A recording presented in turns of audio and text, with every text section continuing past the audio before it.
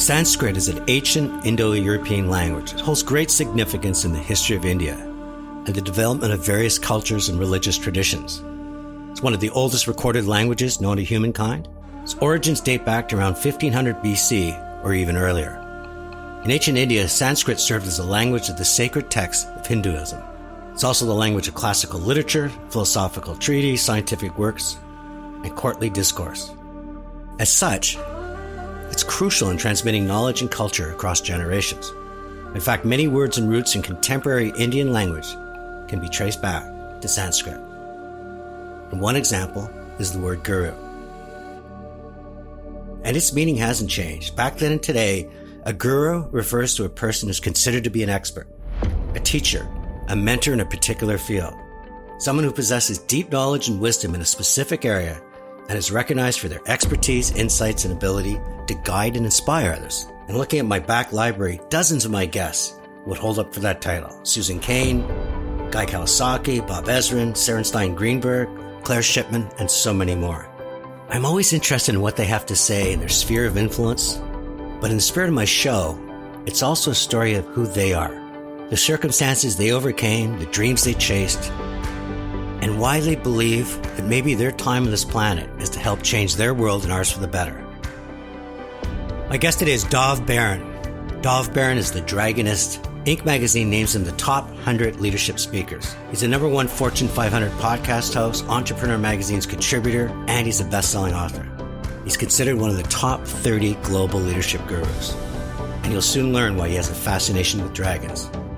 But I want to begin the show by reading a segment from one of Dov Baron's articles. Standing at the foot of the stairs, I was instantly flooded with an enormous fear, looking down the hall towards the light partially blocked by my father's silhouette. Desperately, I called out, "Dad, where are you going?" He stopped briefly, turned around, and walked back to me. Crouching down, he put one hand on my shoulder and said, "I'm going now, son."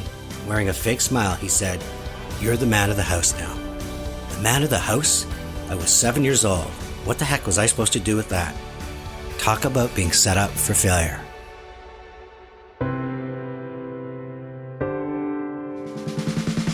This is Chatter That Matters with Tony Chapman, presented by RBC. Dov, welcome to Chatter That Matters.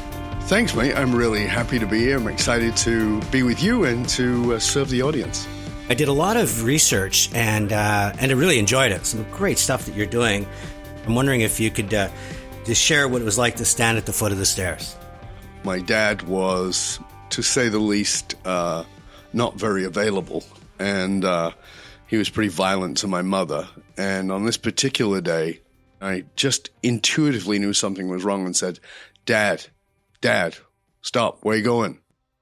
"I'm going now, son. You're the man of the house." I mean, talk about imposter syndrome. I'm 7 years old. I'm supposed to be a man of the house. What a thing to do to a kid. But that was the turning point. It was the moment where my childhood was quite literally over. It must have been just huge weight on your shoulders, even sort of comprehending that whatever he was as a human being, he was probably a provider. He was someone that was part of your family, to just suddenly say, "I'm leaving and good luck." Yeah, it was an enormous weight because it wasn't just me. I mean, I had siblings. I was the eldest child. I had a mother who was chronically depressed. And for her, it was an overwhelming situation because now she was left as the sole provider. She is the one who had to step up. And I'm supposed to take care of her. So I've got to take care of my siblings. I got to take care of my mom. I got to take care of her depression. I got to take care of all those things. And I'm 7.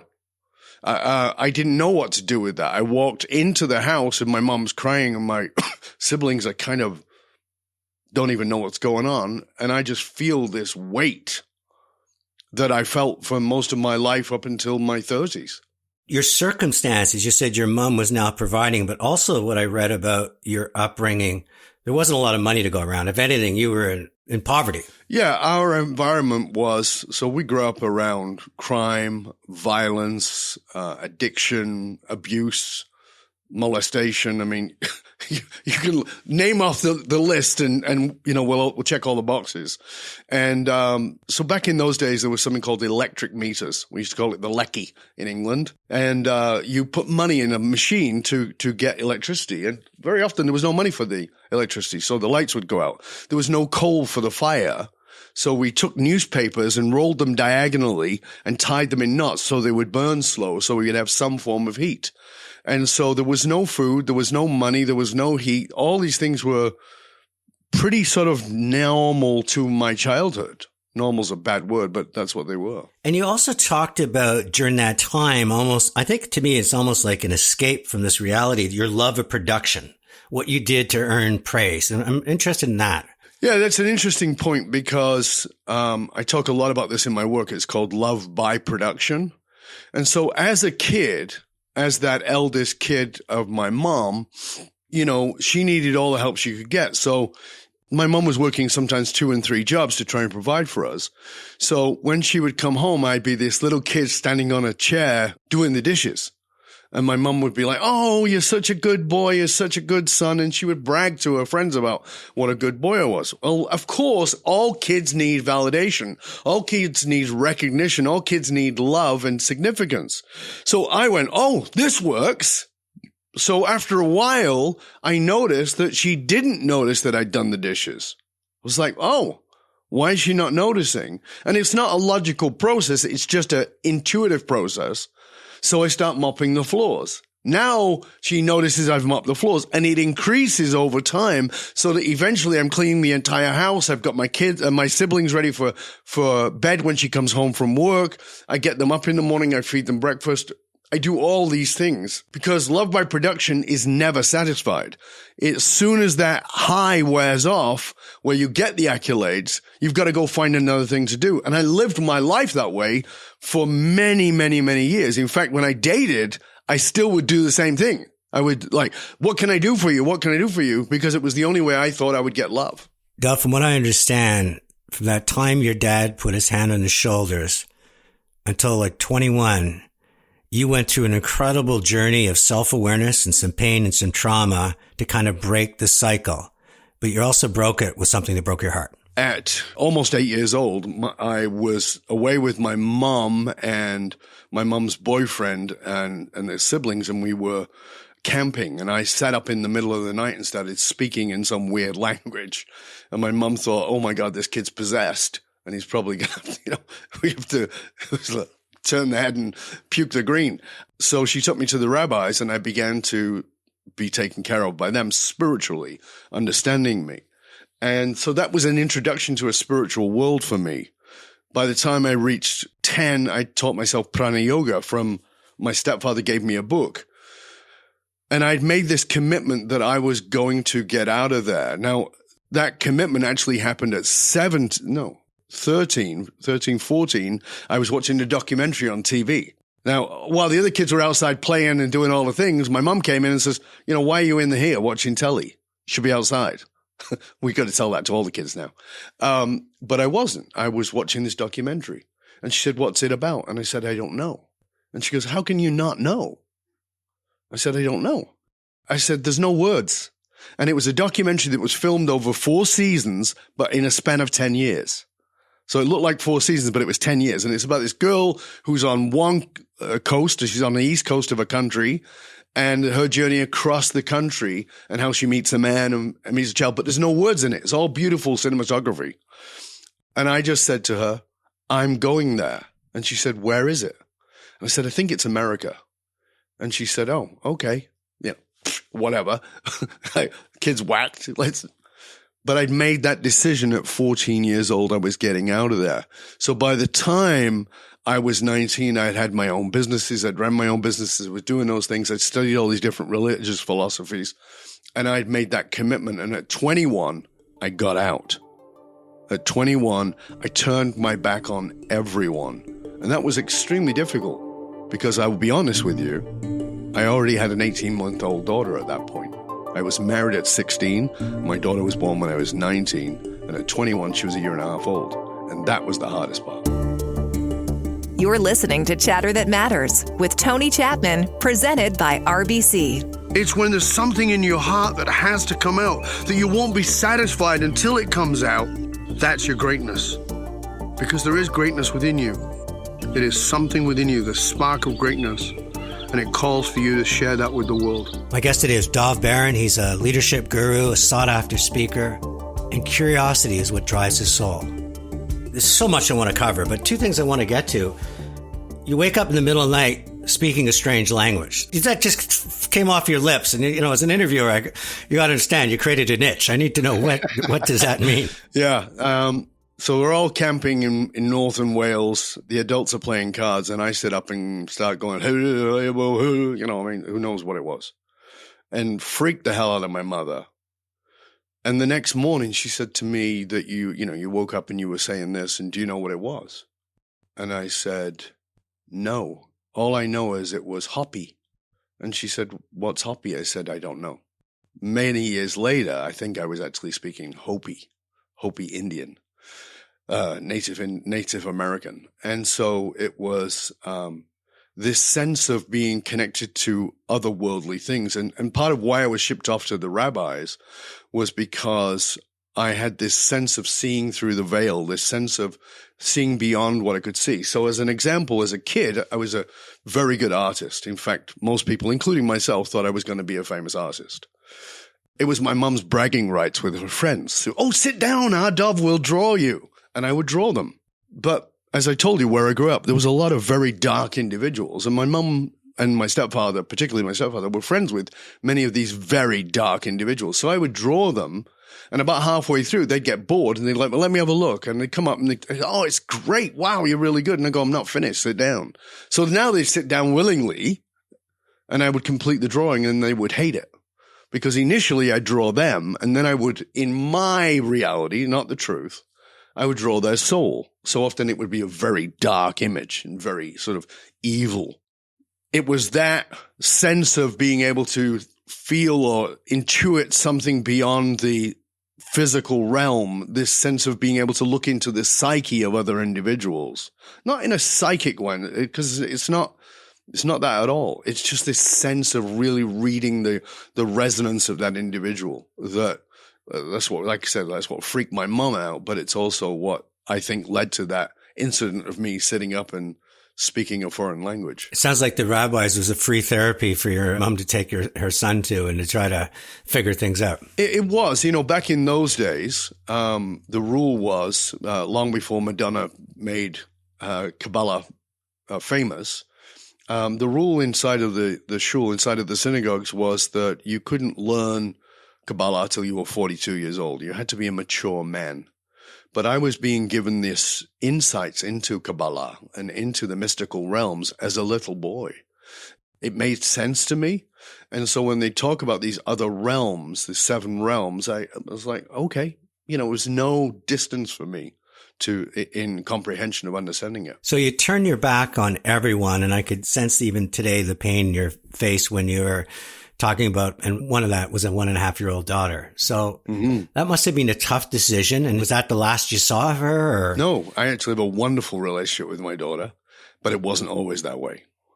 So it's interesting that probably about 5 months ago, I called my daughter. My daughter lives in Australia with my son-in-law and my 3 eldest grandkids. And I called my daughter and I said, I need to apologize to you. She goes, Dad, you've apologized lots for, my childhood. And I said, yeah, I know. And we've done therapy together and we've done lots of great work together. I said, but I want to apologize for something specific. And she goes, oh, okay, what's that? I said, I know you see my videos on Instagram with my granddaughter, with Zara. And Zara is now 2.5. And she goes, yeah. And she goes, I love watching those videos. They're so you're so in joy and she's in joy and it's so playful. And I said, yeah, I just wish, I'm sorry because I wish I could have been there for you and had that.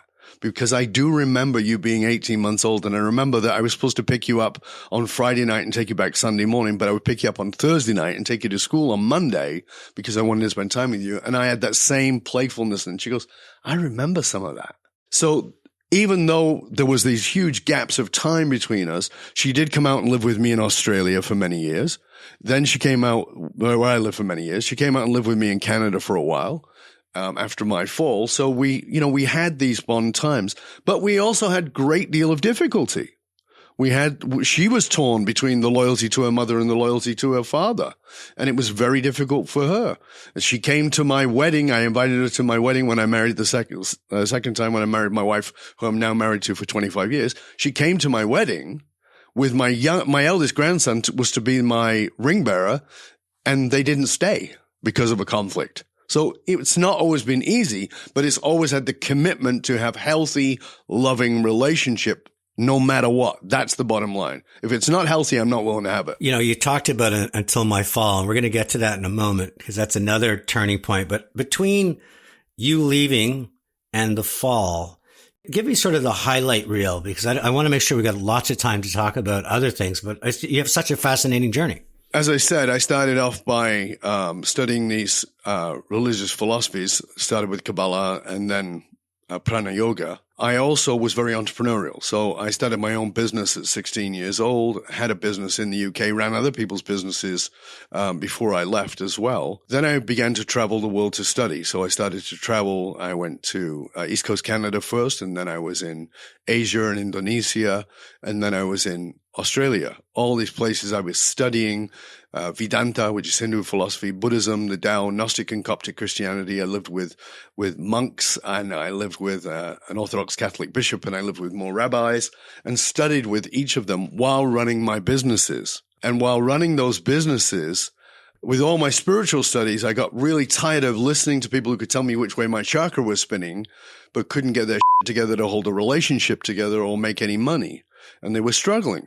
So I started studying Jungian psychology. I wanted to understand why people do what they do. This was the driving question of my life from being 10 years old. Why do people do what they do, even when what they do doesn't make sense? I got tired of people sitting around and complaining and wanting me to come up with a solution. So I started studying what was then called the psychology of excellence. Today, that's called leadership. And from there, I met quite a few sort of people who felt soulless to me. And it's not true about successful people. It's just who I met. From there, I sort of stumbled into quantum physics in 1983 and the very early days of neuroscience. I was looking at what crosses the blood-brain barrier, how does stress impact the body. And from there, I developed my theory around personal emotional resonance fields and the emotional source code, which I'm the architect of. But it wasn't refined yet. It was still in the very raw sense. By the time 1990 came along, I'd had businesses in these 3 continents. I'd also spoken in many places. I'd spoken in every major city of Australia and Asia. And then I moved to North America. And, you know, this was my life. This was my career. I was more successful than I'd ever been.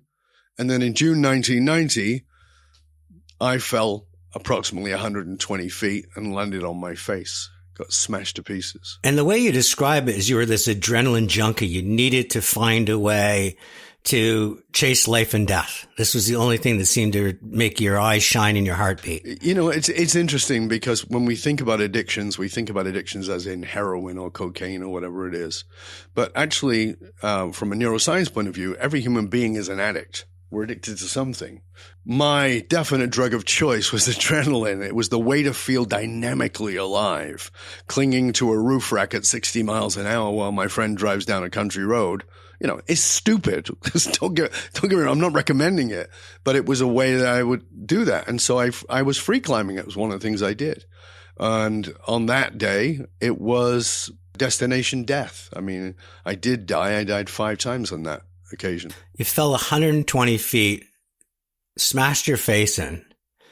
I mean, how did Humpty Dumpty put you back together again? Or how did the king's horses and king's men put Humpty Dumpty back? I mean, how did you survive that? Well, physically, it's much easier than it is any other way. So I've had, I think, 10 reconstructive surgeries all up.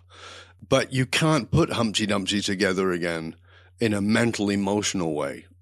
And if you do, it's a fake job. It's super glue and Band-Aids. And what I had to come to realize was that I didn't want to be put together again. I did. My ego wanted me to be put together again, but I needed to not be put together again. I needed to reevaluate my life. The day I fell, I was 185 pounds of lean, mean muscle. 3 weeks later, I was 135 pounds. I lost 50 pounds in 3 weeks.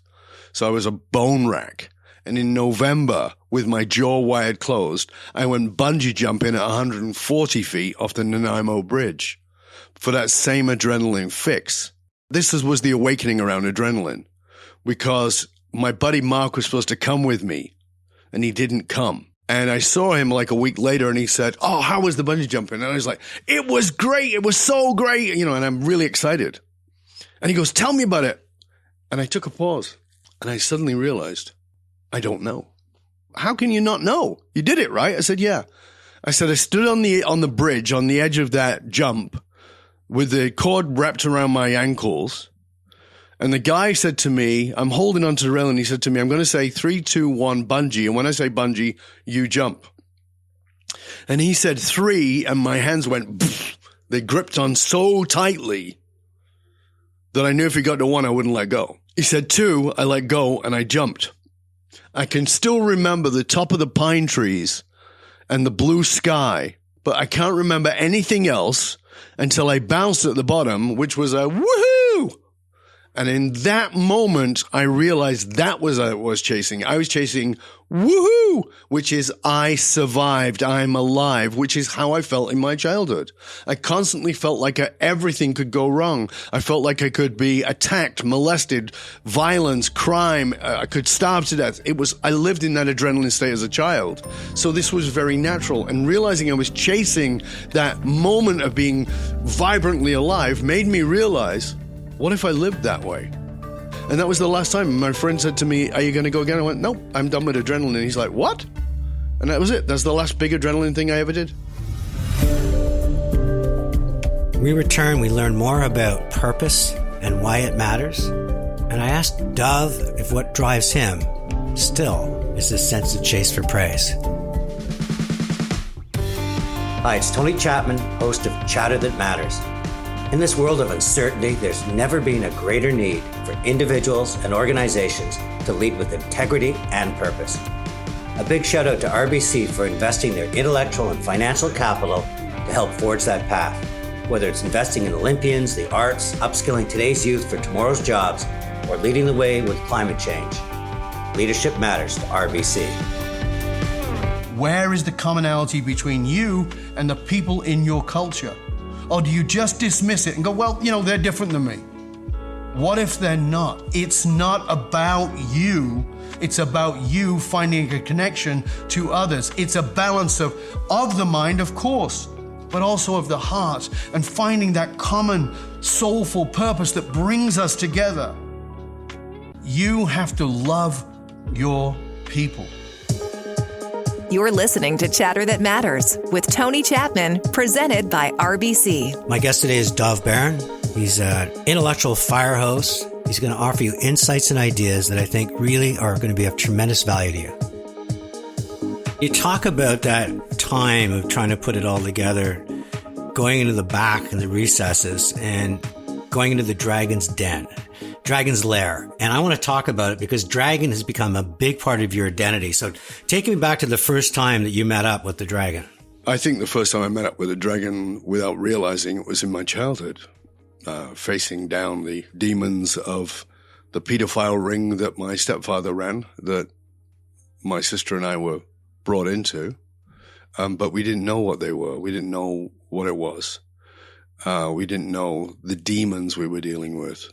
And I don't mean that in a religious sense, so please understand that. But the real dragon that we have to face, I mean, think about the metaphor. It's a beautiful metaphor. Because if you watch Lord of the Rings, there's a point where you remember in Lord of the Rings that they meet a dragon, and the dragon sits on top of all the gold. Metaphorically, a dragon protects that which is most valuable, and it will burn you up if you try to take what's most valuable. And when I fell, people would ask me, how you doing? And I was always like, I'm great. I'm coming back. It was bullshit. It was my ego. But when I got into that dark place and I realized how darkly depressed I was, I had to enter into that dark cave where the dragon lived. I had to go try and find the thing that is most valuable. As Joseph Campbell says, the treasure you seek can only be found in the dark cave you fear to enter. I entered that cave on a particular evening. And as I walked into that, terrified of what I would confront, I realized that the thing I wanted most was in there, but the dragon I would have to face was my own ego. because my ego did not want me to take that which was most valuable, did not want me to take responsibility for my own soul. This dragon as a nomenclature, as a metaphor, has become part of your vernacular and part of your brand. And one of the questions I have, because you are one of the top 30 gurus, you get so highly regarded, is, Simon Sinek is known for the circle, Covey for the 7 principles, Oprah for the secret. Do you be attached to a dragon? Did you ever question that I wouldn't be taken seriously? I belong more in a Marvel comic movie or the Game of Thrones than I do in a boardroom or in front of a microphone speaking to an audience of 1,000 people. I mean, I had those discussions with friends of mine who are brand guys and like, this is a bit tricky here, mate, for you to get into. And I was like, yeah, I understand, but it is a metaphor, and it's the understanding, this willingness to step into something that takes courage. And I, from my point of view, you have to face the dragon, because the dragon burns away the lies. And the question becomes, what is the lies you are attached to? What are the lies that you are clinging to that need burning away? What is it that you've got to let go of? Because we're all clinging. This is part of the addiction. We're all clinging to something. And until we can let it be burned up, it will not transmute into something else. Because fire doesn't just burn away, it transforms. And so it's this willingness to say, who I was, I need to let that burn up so that I can become who I will become. Talk to me more about the work you're doing. I was really moved by the gratitude you seem to have, saying, every person I've worked with, in every occasion, I walk away saying thank you. Mm-hmm. And I'm not sure someone in your position would always feel that way versus I have to versus thank you. So I have a philosophy. It's called the mirror philosophy. Every single person I meet is a reflection of me. So I want to say thank you for reminding me of a part of myself that I may have forgotten. You may be a very wise individual, and I may have forgotten that part of my own wisdom. And you may be incredibly ignorant and stuck and rigid and egoic. And I may have forgotten, yes, that was me. Or that is me in any given moment. And so I want to be thankful. I want to be grateful for the awakening to that part of ourselves that we want to deny. You see, in that cave in which I entered, I had to look into the places I didn't want to look. And now everybody brings that to me. So there is no client who is not a reflection of me. These people that I work with who are so eloquent and elegant and and incredibly successful and do all these things, I know that I've got something for them they don't have. But what they have for me is a mirror to show me what is most important in life and to remind them to look into that mirror for themselves. You might be listening, watching this right now and thinking, this guy's been through quite a journey. But let me ask you, what was your fall? Was your fall a bankruptcy, a diagnosis, a divorce, loss of a loved one? We all go through a fall. The only question is, do you go through the fall and do what I did and say, oh, I'm great, I'm coming back? There is no back. Evolution only moves forward. Or do you say, this is the moment that stops me and lets me sit in the ashes, to use Bly's words, lets me sit in the ashes of my own grief so that I can transform? That's why I'm so grateful to everybody. Do you think part of that, and I'm not trying to play armchair psychologist, but this love of production and the sense of wanting to be praised, instead of doing dishes for your mom, you're now helping people that have the rudder on major corporations or major governments steer it. Do you think part of what drives you is that sense of walking out going, that I'm going to get that love of production? So that's a great question. Thank you for asking that. And it's an important question. Every human being has a need for significance. Doesn't matter who you are. We all need to feel significant. We all need to feel somehow important. That's not a bad need. If I'm chasing it as a drug, that's a bad thing. I'm not chasing it as a drug anymore. When I was a kid, I was, for sure. I was doing love by production. Now, of course, I enjoy that I can serve those people. I enjoy that I can make that difference. But at the same time, it's worth noting that I turn down a lot of people. People say, I want to work with you. I have to interview you. I'd like to take your check, but I can't take your check if I can't serve you. And that's what matters more. So the service is more important than the reward. And so that transfers in exactly the same way. It's like, yes, I want the reward, just like that little boy wanted love by production. But now I can live without it. So I want to now go to a rapid fire. I've only done this one other time, but you've got so many things I want to talk about. We've got such a few time. So I'm going to give you these rapid fire questions. Of all the books you've written, what do you feel is your best for someone just getting to know you? And what will the reader get from it? The simplest book would be One Red Thread, Finding the Purpose Already Woven into Your Life. It's an ebook. It's easy to read, but it will actually ask you to examine what is your purpose in life. Why are you really here? There's another book called Don't Read This, Your Ego Won't Like It. It's another one of mine. It's a fat book, but it's really written in very simple language.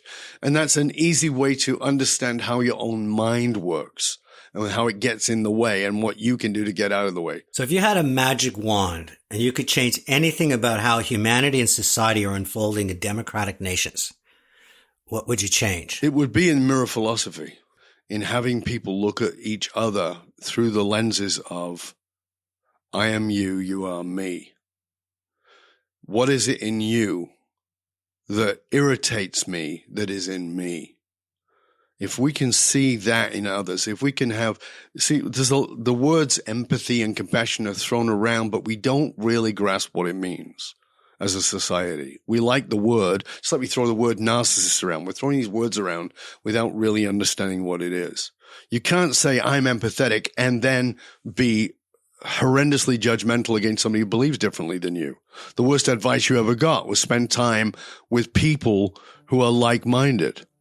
What we need to do is spend time with people who are not like-minded and come at that from a place of compassion, empathy, and understanding with deep curiosity. Curiosity is my religion. It's like that's what I'm tied to. Religion comes from the Latin religio, that which I'm bound to. I'm bound to curiosity because in that I can find me in you. I can find you in me. You're listening to Chatter That Matters with Tony Chapman, presented by RBC. There is a dream within you that you did not get by accident. They are your heart and your soul crying out for expression. And sometimes it's not for you to be super successful at them. It's for you to do them with joy. It's for you to do them to just express something in the world. My guest today is Dov Baron. He's a leadership guru. He is just an intellectual firepower. I've enjoyed this immensely, and my 3 takeaways are coming up. I'm going to continue on this political bent because you've lived in Canada, both coasts. You're Prime Minister of Canada. What are the things you would do in your first term to help define Canada's legacy? I think it would be 3 parts, and that is that change the schooling and teaching system. Because right now it is the Prussian schooling system that was adopted in the first part of the 20th century. It is outdated and it is not very useful anymore. In that system, we would have a curiosity-based way of learning for people that would facilitate polymathy, meaning people could study different things that they're really interested in. So if you're failing geography, well, that's okay, Charlie. What are you interested in? I'm interested in basketball. Okay, I want you to do some research. I want you to find out where basketball is played around the world. Now he's interested in geography because it's tied to what he's fascinated by. That's just an example.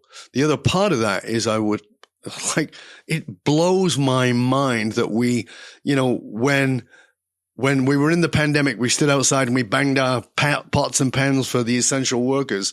And one of those essential workers that we banged our pots and pans for were teachers. We recognized, my God, these people take care of these hoodlums who are living in my house and I have to put up with them now. Oh my God. And we valued teachers. And as soon as they've gone back, we think they're overpaid and underworked.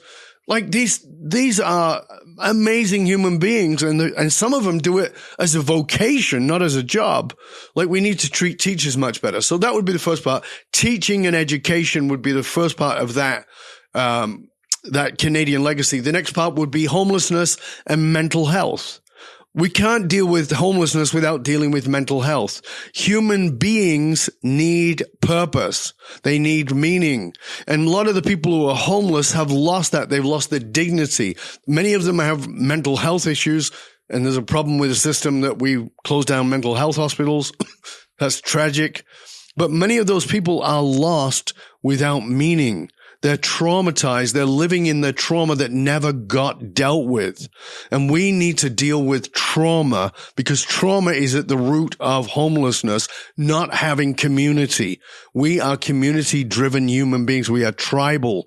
So we need to solve homelessness by taking care of mental health and dealing with trauma, which leads into the third thing I would do as the legacy, which is community. Building communities. And communities are local and national, but communities. Let's have instead of putting people in jail, let's create community service that serves the community, that allows people to actually be in service and serving local economic support. So, listen, I'm a small grocery store and I don't have any extra money and it's really difficult. Well, okay, listen, this Charlie over here is, he did this or that and he needs to do his community service. He's going to work for you for 5 hours a week for the next 2 months. So now Charlie's learning about that small business. He's learning about economics. He's learning about a community. He's getting to know customers, getting to know people. Charlie becomes a positive member of the society that way. We've got to do this. We've got to make a difference. We've got to create communities.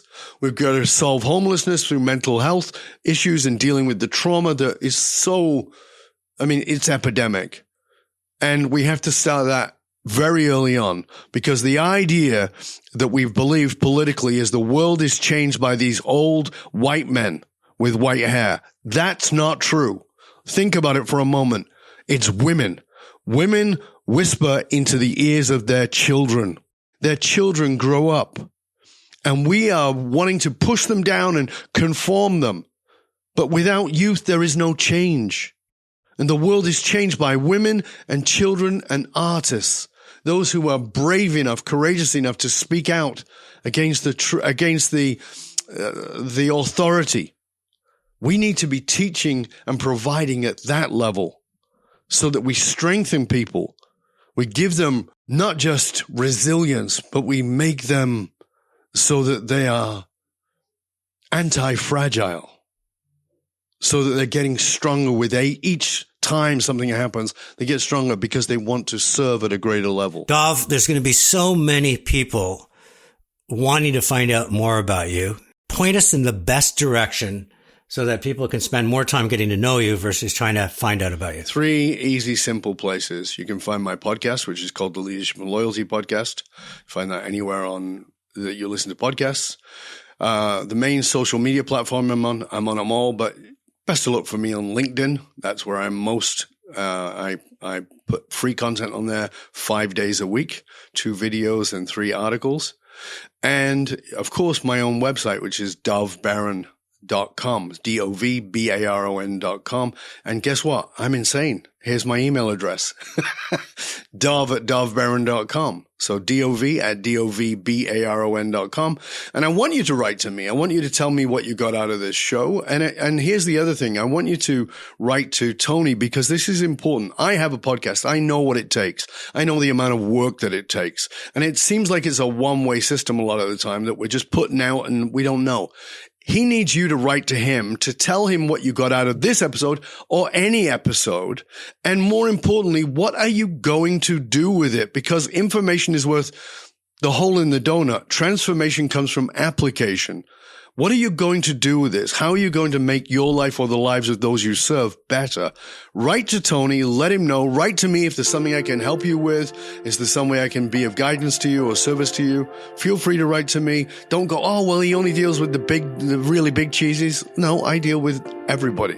Please feel free to reach out to me. I'm happy to be of service. I always end with my 3 takeaways, and I have so many going through my brain right now. I feel like it's almost a pinball machine, but let me start with, I think you are in a rage against the machine. And I mean that in the most positive sense. I think your brain is firing on all cylinders. You see the truth. You know how we can find places to get to the middle ground, to collaborate. And you're just making your life's cause to do it. I hope there's times where you can just stop and breathe because you've got so much energy to offer the world. Second one is this concept of curiosity and how it's driven you from that first time. I don't know, Mom, what I'm watching. I don't know what I said. I don't know, but I have to find out. Instead of dismissing it, or it must have been a nightmare, or I got to turn off and go play with my friends, you've got this incredible desire to go a mile wide and a mile deep in a million different ways. And I think that's just a fantastic lesson for all of us in the sense of curiosity and how important. And then the final thing, I just did a show on homelessness with somebody who was addicted, homeless, and now an advocate for the homeless. And I think you're so right, and you're so consistent with what he says, and I'm going to repeat it because it's an important lesson to all. Much of what we deal with begins with trauma, and if we don't give them a path back with purpose and dignity and a hand up versus a hand out, all we're doing is applying a Band-Aid on a wound that we hope we won't have to deal with, but we know intuitively we will. So for all of that and more, I just had an adrenaline junkie hour with you. It's just been a fantastic guest. Thank you for joining me. That's so kind, Tony. Thank you so much. It's been a pleasure and an honor. Chatter That Matters has been a presentation of RBC. It's Tony Chapman. Let's chat soon.